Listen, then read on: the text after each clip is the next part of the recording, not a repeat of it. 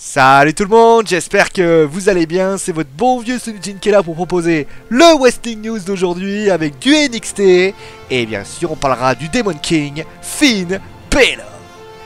Mais débutons donc avec NXT où le show a débuté avec Patrick Clark qui a battu Sean Maluta avec un FMSR.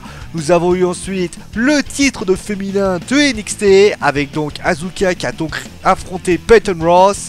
Eh bien, c'est toujours à la japonaise qui remporte ce match puisqu'elle a remporté avec Asuka Lock. Alors Peyton Ross et Billie Kay ont tenté de l'attaquer, mais Ember Moon a fait le ménage et enfin on termine avec les ceintures par équipe. Et ce sont les DIY qui ont remporté la rencontre, mais par disqualification puisque malheureusement les Revival sont venus et d'ailleurs coaching gagnant puisqu'ils ont réussi à faire le ménage et en sortent grandis pendant que le show s'est conclu. Allez, maintenant on va passer au Demon King, Finn Balor. Alors vous l'avez vu, hein, on parle beaucoup de lui, on attend bien sûr son retour. Et finalement, eh bien ça semble quand même acté, signé par plusieurs faits. Déjà on parlait de NXT, il a fait un petit détour à NXT et a confronté, et d'ailleurs le champion de NXT Bobby Roode et Shinsuke Nakamura. D'ailleurs on ne sait pas si ça sera diffusé ou non, mais il a quand même fait pas mal de petites prises pour montrer qu'il était en forme. Ensuite, eh bien, il a un house show du côté du 10 mars à Buffalo. Et le plus important, et ça par contre, il est annoncé dans la tournée européenne.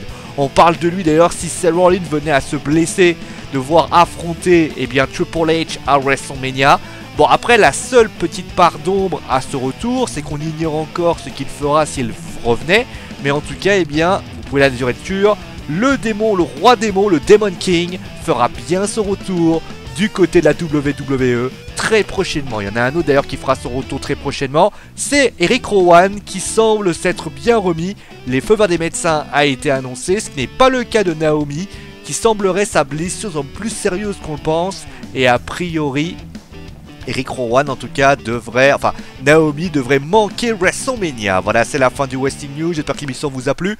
Demain au programme que de la TNA avec le résumé d'Impact Wrestling.